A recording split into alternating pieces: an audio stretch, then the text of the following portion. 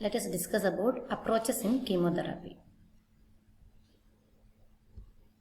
Chemotherapy approaches are, we have palliative chemotherapy, primary chemotherapy, induction or neoadjuvant chemotherapy, adjuvant chemotherapy, concomitant chemotherapy and chemoprevention. Let us discuss in detail. Primary chemotherapy means it is the initial cancer treatment with a curative intention. So usually we are using this type of primary chemotherapy in case of Hodgkin's disease, lymphoma, leukemia and testicular cancer. Next is the adjuvant chemotherapy.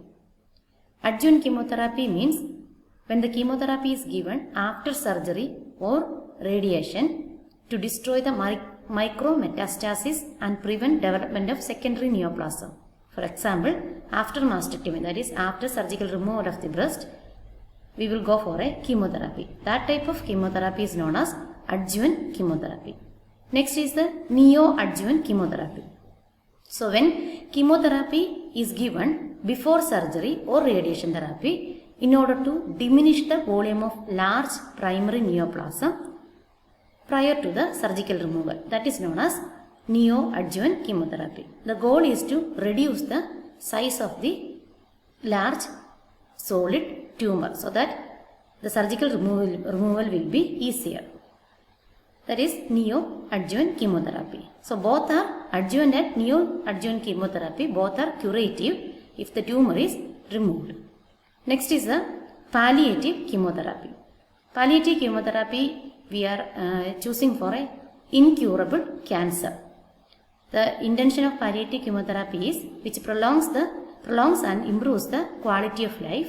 Also, it reduces the tumor size and symptoms. Next is concomitant chemotherapy.